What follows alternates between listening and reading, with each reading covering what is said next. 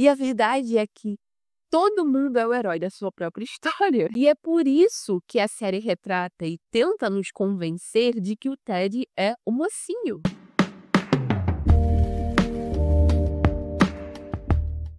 Olá, eu sou a Thais e essa é a sua primeira vez aqui no canal, seja muito bem-vindo. E se você é um inscrito retornando, seja muito bem-vindo de volta. E se você sentiu falta do canal nessa uma semana que não teve vídeo, fala pra mim agora. Eu sei que a altura em que esse vídeo for ser postado, você já assistiu um vídeo no Pumbo, então talvez isso não esteja fazendo sentido pra você também. Na altura que eu tô gravando esse vídeo, é a primeira vez que eu volto a gravar desde essa pausa que eu tirei, então eu tava com muita saudade de vocês. Espero que vocês tenham sentido saudade de mim também. E bom, hoje, mudando o roteiro um pouquinho, porém não tanto assim, a gente não vai falar sobre uma personagem feminina que marcou a nossa geração, que particularmente me marcou enquanto eu crescia assistindo série. Mas sim sobre um personagem que tinha a premissa de ser a versão feminina de comédias românticas. De tudo que a gente gostaria de ver, né, numa comédia romântica. Ted Mosby, de How I Met Your Mother. Entra, vem? Peraí, cara. Não. Tenta aí, então. Só cuidado com o fio. Mas tenta aí. Assim, desde já, eu devo salientar se essa é a sua primeira vez assistindo algum vídeo meu e você é muito fã do Ted, de How I Met Your Mother, ou muito fã dessa série, e acha que ela é absolutamente perfeita, nada poderia, deveria ter sido diferente, porque ela foi magnânima na sua composição, e não quero ouvir absolutamente nenhum tipo de crítica ou nada que você considere ruim sobre. Eu sugeriria pular esse vídeo, porque nós não estamos aqui hoje para falar. Eu ia dizer só bem, mas basicamente nós não estamos aqui hoje para falar bem do Ted Mosby. Você é muito. Do Ted quê? Do Ted Mosby, eu vou ser muito sincera, tá? Ele é um dos personagens mais decepcionantes, mas ao mesmo tempo perfeitamente construídos para inserir uma narrativa específica dentro da cabeça do público, que nem necessariamente é o que está sendo retratado na história. E você vai entender isso ao longo desse vídeo, mas eu só queria deixar isso bem claro que se você, por algum motivo, e tá tudo bem, não quer ouvir nenhuma crítica sobre, não assista esse vídeo, ou então assista por sua própria conta e risco. Porque a gente começa How I Met Your Mother com a percepção de que o Ted é um cara super legal. E eu tinha essa concepção também quando eu comecei a assistir a série. Porque ele é basicamente a versão feminina idealizada de mocinhas, né, de heroínas de comédia romântica. Sobretudo as que eram muito populares na época em que a série saiu. Na época que a série saiu, a gente ainda estava vivendo meio que o auge das comédias românticas, do qual eu sinto muita falta. Ele é idealista, ele é super vulnerável e o mais importante de tudo, ele está em busca da sua alma gêmea. Ele decidiu que ele quer encontrar a pessoa com a qual ele quer passar o resto da vida dele, ele quer um relacionamento de longo prazo, ele tá cansado de só sair casualmente com várias mulheres, ele quer um relacionamento sério. Isso era muito diferente do que a gente via os personagens masculinos da época sendo projetados para. Só que, e se você assistiu meu vídeo sobre a Robin, né, de How I Met Your Mother, se você ainda não assistiu, eu vou deixar aqui nos cards. Você provavelmente já teve essa percepção, ou já tinha ela. How I Met Your Mother, ela é contada pela perspectiva de um narrador não confiável.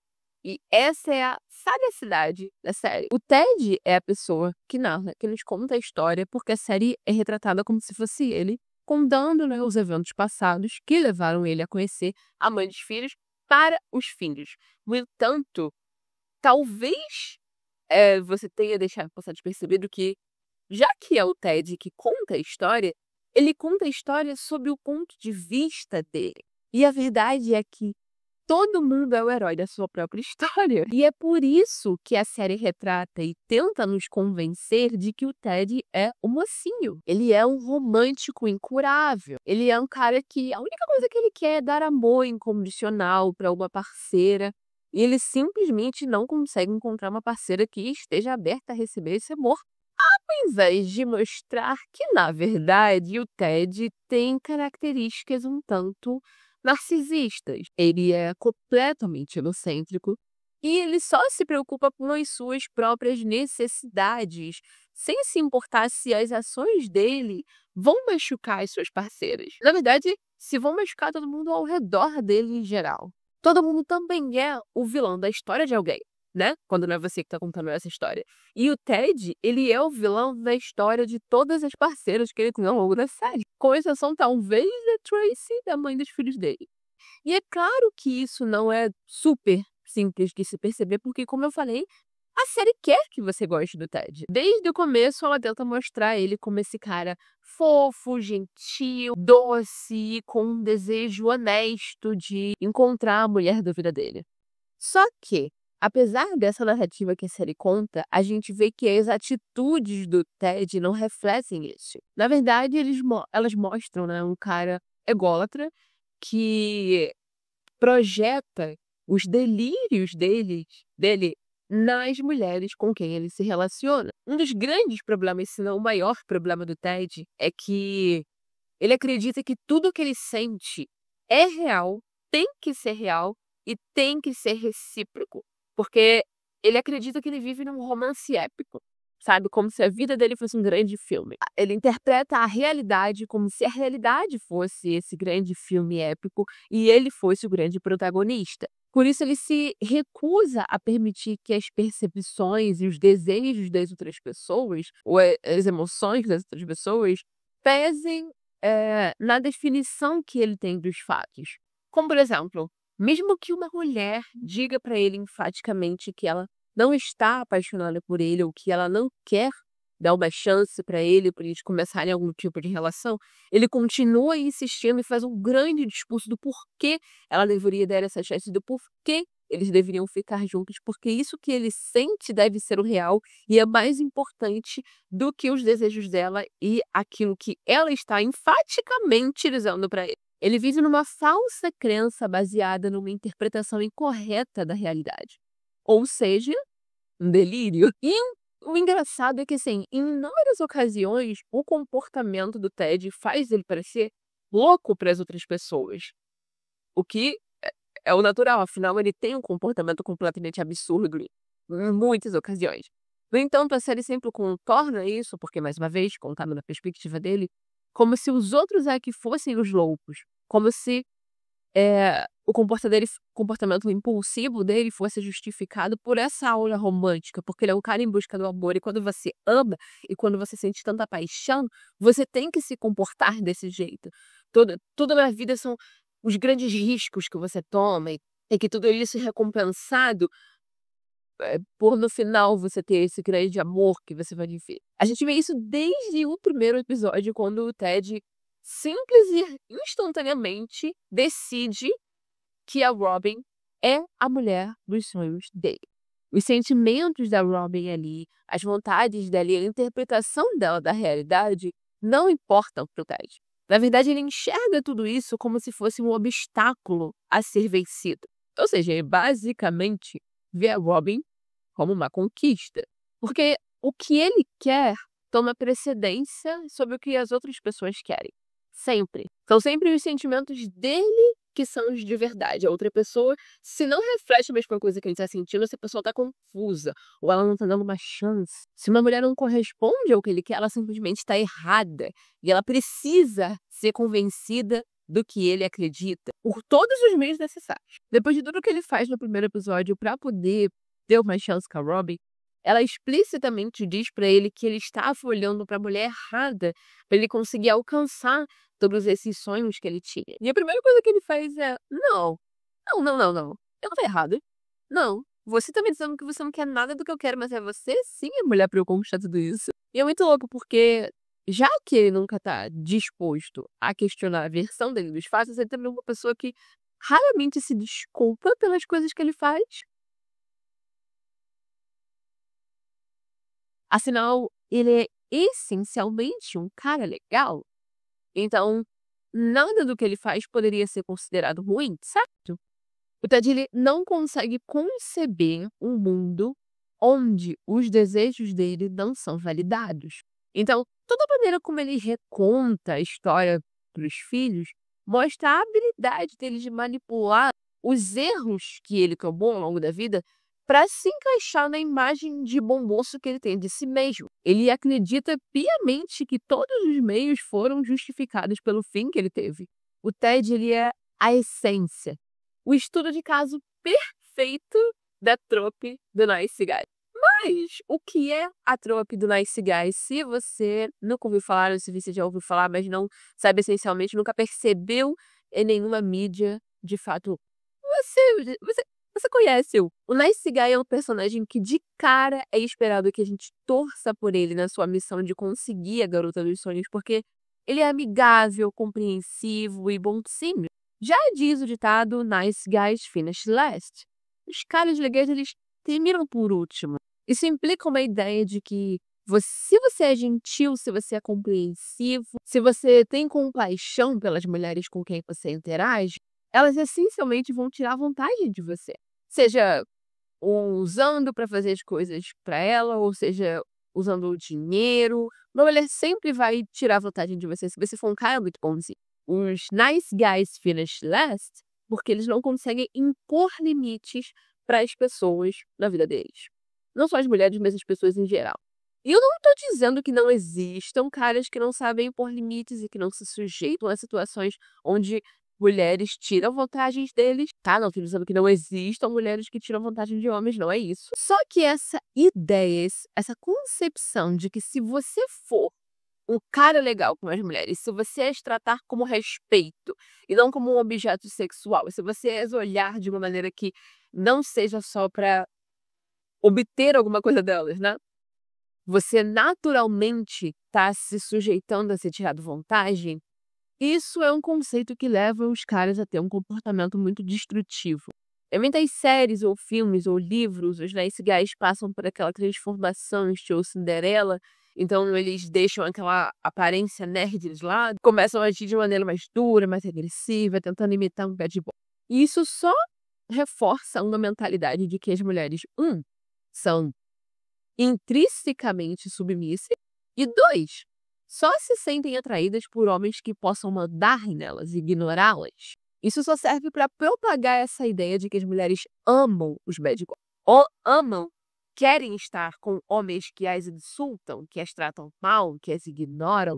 E o que aconteceu foi que por muito tempo na mídia moderna, o protagonista era sempre a imagem do bad boy. Porém, depois de um tempo ali, na década de 80, isso começou a mudar. A gente começou a ver mais protagonistas com um estereótipo nerd, cara sem chutar o notebook, o cara tímido, o cara feio, caras que de fato respeitavam as mulheres, que se preocupavam com o bem-estar delas. O arquétipo do nice guy como protagonista era para encapsular tudo o que o bad boy não era. Isso acabou tomando a mídia como um todo até muito recentemente. Porém, a grande questão é, esses caras são realmente bons? Eles são realmente legais? Ou eles só adotaram um novo método de convencer as mulheres a se apaixonarem por eles? Porque uma das características que mais respaldam, que mais sustentam essa trope, apesar dela ser uma regra, não é a ideia de que homens e mulheres não podem ser amigos. Vou explicar. Sempre quando a gente tem um nice guy interagindo com uma mulher, não importa o quão legal e gentil ele seja com ela. No fundo, é sempre porque ele tem um interesse. Seja de transar com ela ou seja de ter uma relação romântica. É sempre com essa intenção. Os nice guys, eles nunca são apenas, de fato, legais. Não existe uma ação altruísta ali, eles não estão em busca de uma amizade simplesmente porque, no fundo, o objetivo deles é sempre conquistar essa mulher, conquistar a afeição romântica dela. Então, quando a gente analisa de fato essa trope, os nice guys podem ser tão controladores, tão manipuladores emocionais e misóginos quanto os bad boys. Eles não se preocupam de verdade ou respeitam a autonomia da mulher. Eles estão constantemente priorizando os seus desejos em detrimento das necessidades delas. E eles estão dispostos a mentir, manipular e coagir essas mulheres a se sentirem seguras perto deles só para que elas sintam afeição por eles. Vou explicar de uma outra maneira. Eles são tão bonzinhos, eles a ajudam no momento de necessidade, eles a confortam quando um outro cara mal faz alguma coisa com elas, mas não porque eles de fato são sensíveis ou porque eles estavam preocupados com o bem-estar emocional e físico delas, mas sim porque no fundo eles acreditam que essa ação vai resultar em alguma coisa romântica. Então, depois de fazerem tudo isso por essas mulheres, se uma mulher ousar dar a afeição ou a atenção dela para outro cara, o nice guy fica desapontado, decepcionado, com raiva que a lealdade dele não tenha sido recompensada ou correspondida com uma relação romântica.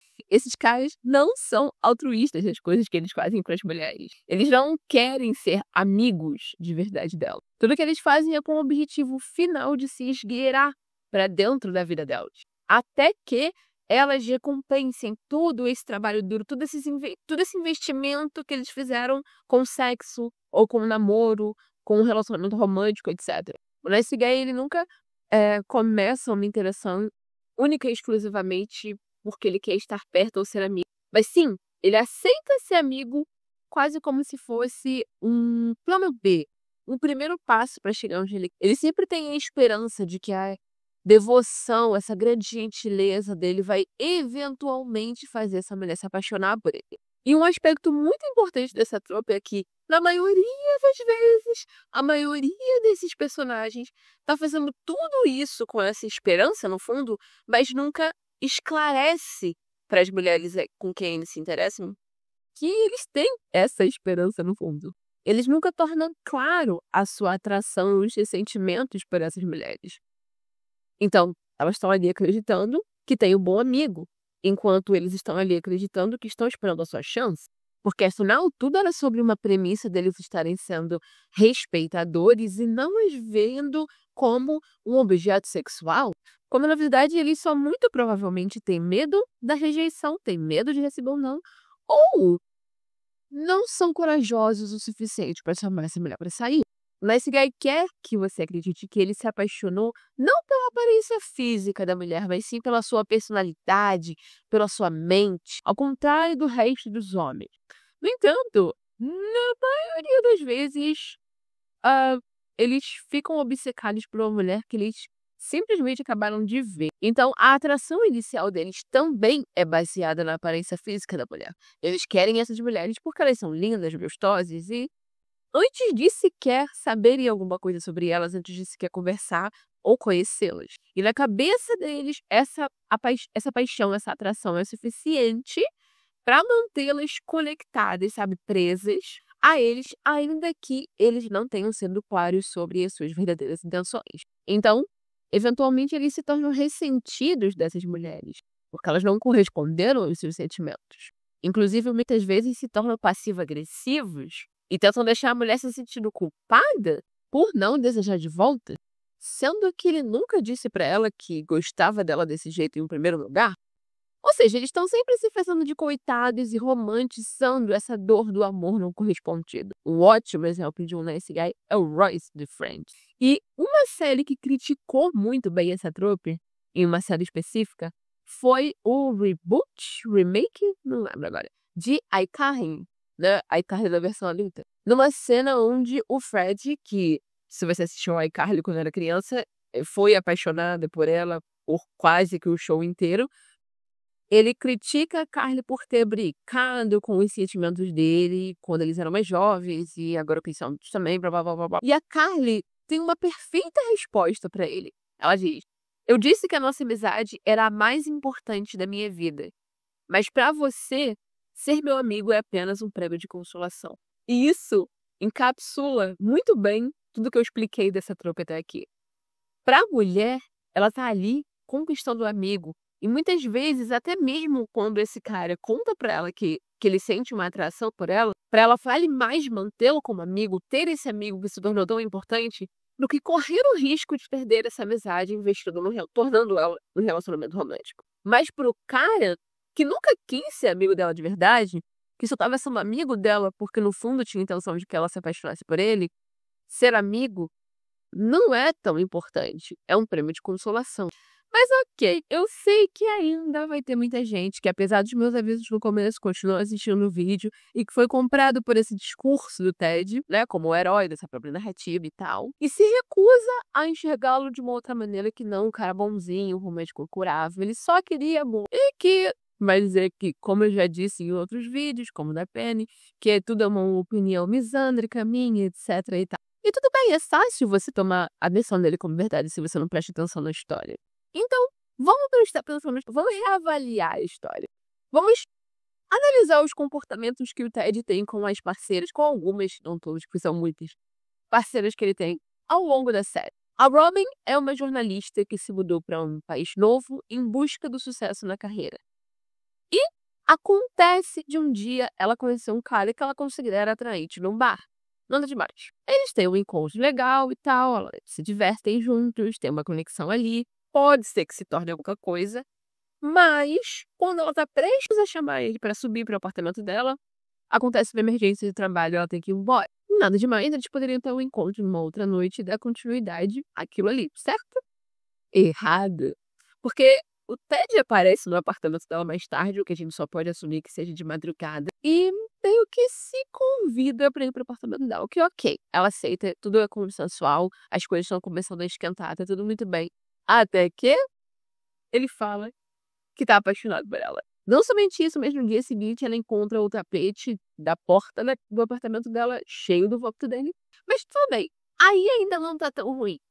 No dia seguinte ela ainda conhece a Lily, uma grande amiga dele no bar, e conversa com ela e acaba deixando escapar que, apesar dela ter gostado muito do Ted, ter se divertido com ele, ela não tem certeza se deveria continuar saindo, se chegaria em algum lugar, porque no momento ela tá procurando algo mais casual e o Ted parece estar querendo um relacionamento mais sério. E a Lily conta pro amigo, e a resposta instintiva do Ted não é refletir sobre o desejo dessa mulher.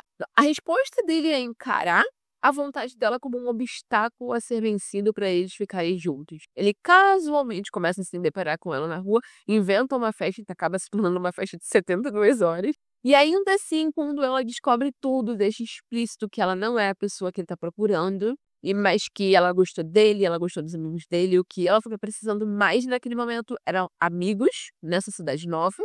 Não é como se o Ted ficasse super convencido em respeitar a vontade dela. Ele diz ok, tenta ser amigo dela, mas com aquela constante sensação de que, no fundo, ele tá só esperando o momento em que ela vai dar uma chance pra ele.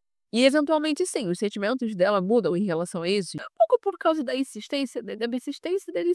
Sim, mas tudo bem. Os sentimentos dela começam a mudar e ela se sente mais com vontade de tentar uma relação com ele agora. E ele é super persistente em levá-la como convidada pro casamento de um casal de amigos, a ponto de quase fazer esse casal se separar para conseguir levar ela como convidada nesse casamento. Por quê? Não porque ele queria ter essa experiência com ela em si, ou porque ele precisa, essa seria a única oportunidade deles poderem ter um encontro romântico, mas sim porque ele achava que a aura romântica de um casamento ia deixá-la maleável para as investidas dele. E quando a Robin primeiro não pode ir, depois chega atrasada por causa de um conflito de trabalho, o Ted já tinha rapidamente projetado todo o seu delírio amoroso para um alvo novo. Uma mulher que ele tinha acabado de conhecer daquela festa, a qual ele não sabia nem o nome. Simples assim, ele simplesmente fez de quem ele dizia que era o grande amor da vida dele, que ele praticamente quase destruiu um casamento para tentar levá-la como convidada. Alguém que ele não podia desistir, porque eles eram feitos um pro outro. Assim, quando ela não consegue chegar a tempo ou não pode acompanhá-lo no evento. Essa não é a única vez que isso acontece na série. Existem vários momentos onde uma mulher tem algum tipo de conflito de horário ou trabalho, etc e tal. E porque ela não pode estar presente com o Ted num momento específico, ele simplesmente torna outra mulher a sua obsessão, simplesmente esquece aquela.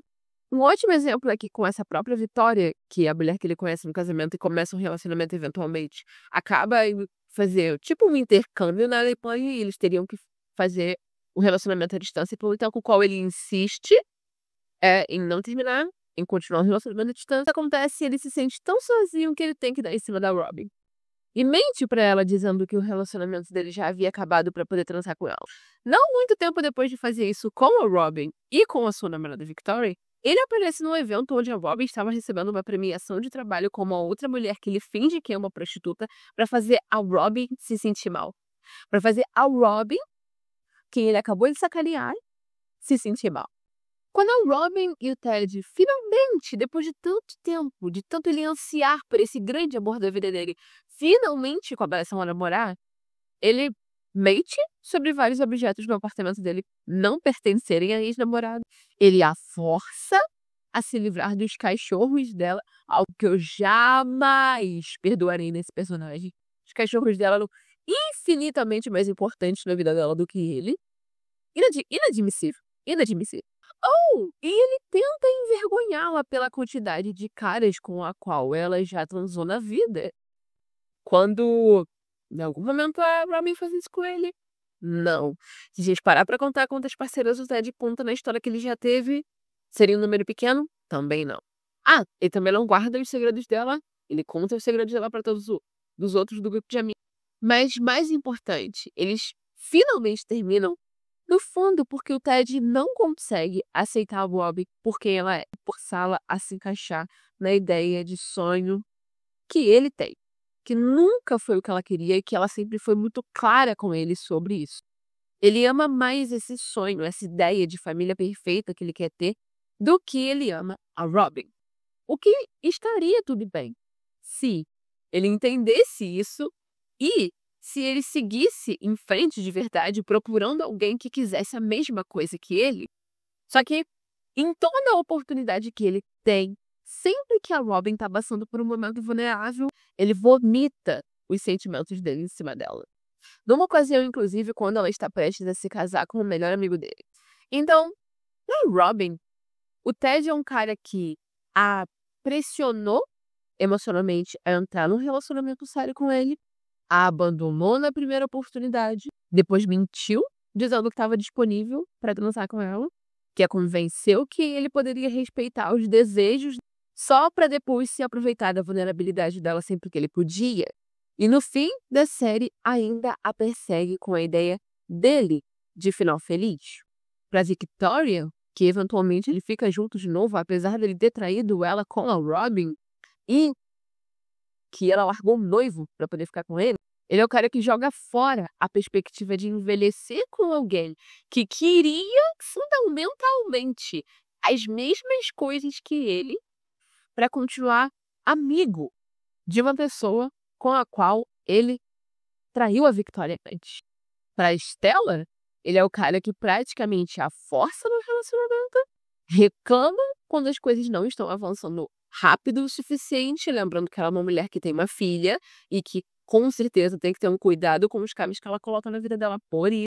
Aí depois ele termina com ela quando ela mostra um sinal de comprometimento com ele, o convidando para um casamento que iria acontecer 6 meses à frente. Depois ele a pede em casamento repentinamente. Não satisfeito, convida os dois ex dos dois para esse casamento, sem o consentimento dela, contra a vontade dela, basicamente. E depois fala tão mal dela pro Tony, que é o ex da Stella, que o Tony acaba terminando com a Stella por causa disso. E ele também se recusa a ajudá-la quando ela pede para ele conversar com o Tony. E o mais engraçado é que quando o Tony cria um filme sobre tudo isso que aconteceu, né, e tal, porque ele é produtor de filmes, se não me engano, ou escritor de roteiro, sei lá, alguma coisa. Quando o Ted assiste esse filme e ele percebe que ele é o vilão da relação do Tony e da Stella, ele fica completamente indignado, porque pela primeira vez ele perdeu o controle da narrativa. E ele só se recupera depois que o Marshall faz aquele discurso e reafirma todas as convicções que ele tem em si mesmo de que ele é, sim, o cara muito legal. Ele é, sim, o mocinho.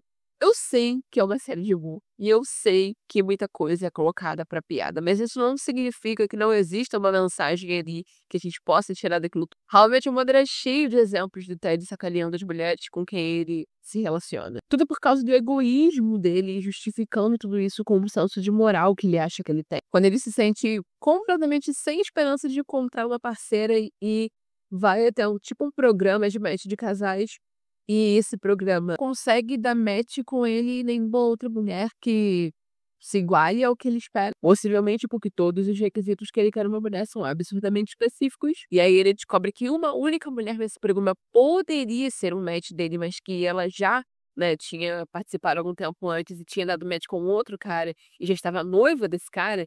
Ele rouba, ele rouba, furta as informações pessoais privadas dessa mulher, vai atrás dela no trabalho dela e usa dessas informações para tentar fazê-la se apaixonar por ele e largar o noivo. Ele não tá nem aí se essa mulher está feliz da vida, feliz no relacionamento dela, se ela tá apaixonada, ama o cara porque ela tá. Nada disso importa. O que importa é que o Ted acha que ela é a mulher ideal dele e que por isso ela tem que estar com ele.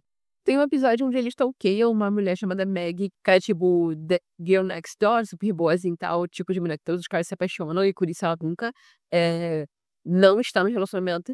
Ele stalkeia a Maggie assim que ela acaba de sair de um relacionamento que é um estado vulnerável, só porque ele se considera um cara super legal que merecia ficar com uma mulher que ele acha super legal. Como se ela fosse tipo um prêmio, sabe? Um negócio que ele conquista, um objeto que ele compra.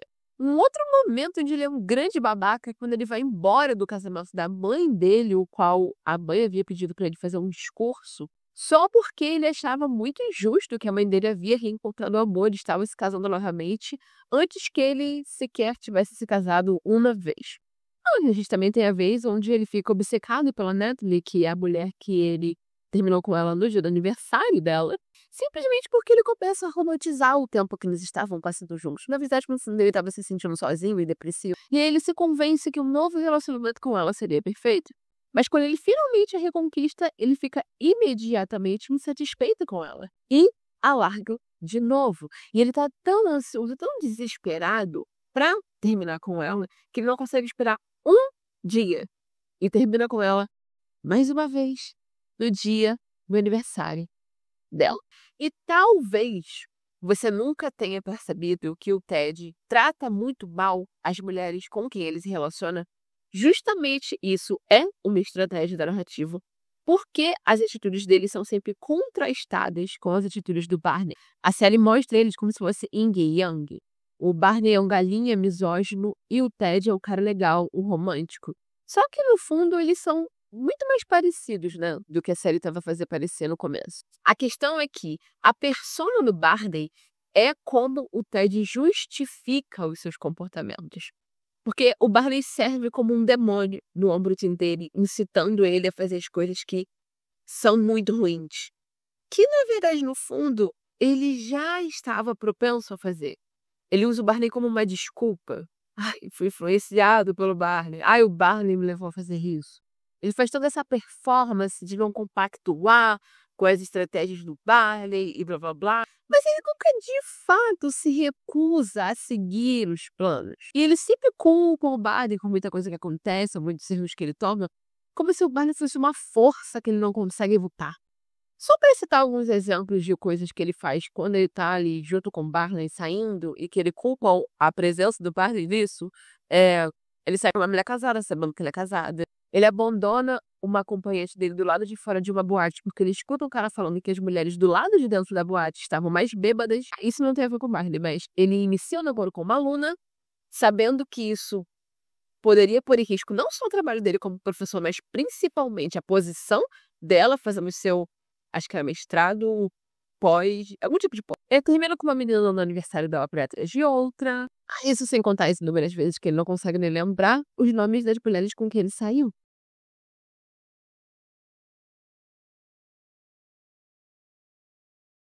E com tudo isso que eu falei, eu poderia facilmente estar descrevendo o Barney aqui, porque ele também faz todas essas coisas horríveis, muitas coisas piores. Mas o meu ponto justamente é esse. Eles são farinha do mesmo saco.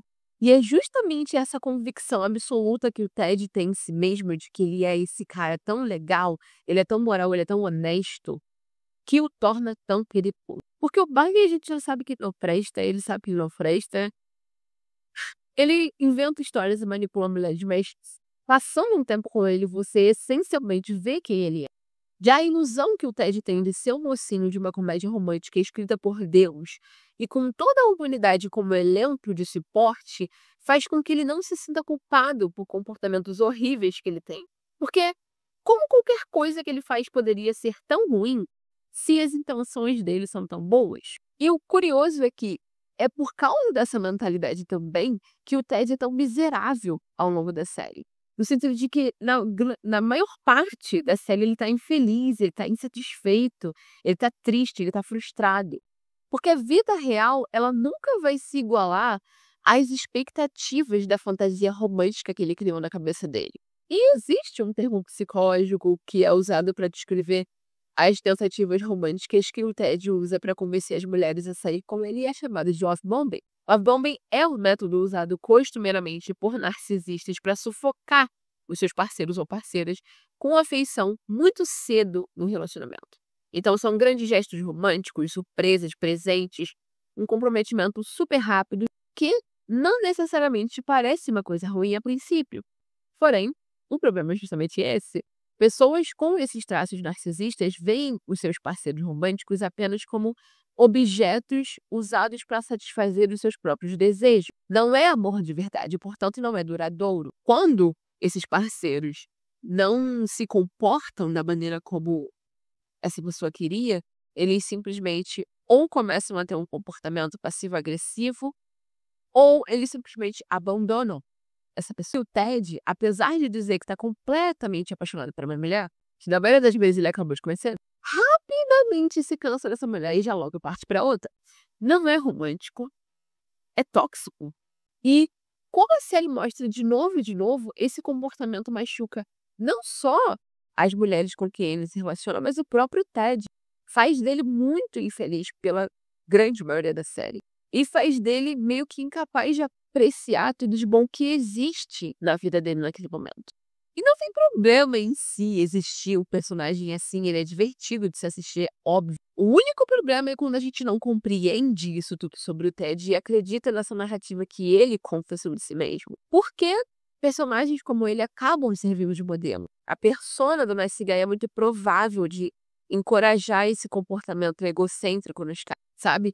E de fazer algumas mulheres acreditarem que isso é como um comportamento amoroso deveria parecer.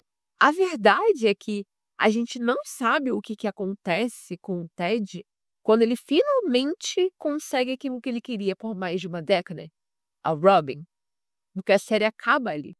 Porém, baseado em tudo que a gente assistiu da relação dos dois ao longo das nossas temporadas, eu não acho que exista alguma razão para acreditar que eles seriam felizes. Afinal, como a realidade poderia se equiparar à fantasia que ele tem do Felizes para Sempre com a Robin? Não poderia. Bom, e é isso. Eu espero que vocês tenham gostado desse vídeo. Comenta aqui embaixo se você já assistiu How I Met Your Mother.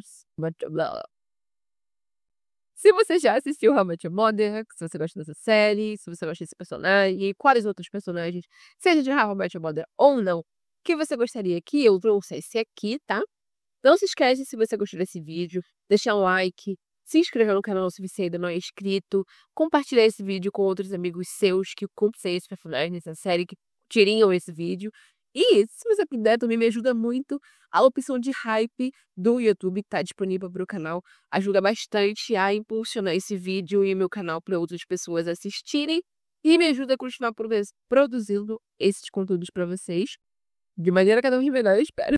Também não se esquece de me seguir lá no Instagram, @SouTime, onde eu continuo falando sobre séries, inclusive sobre as séries que eu estou assistindo no momento.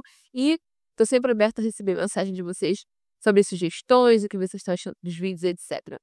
Um beijo e até o próximo vídeo.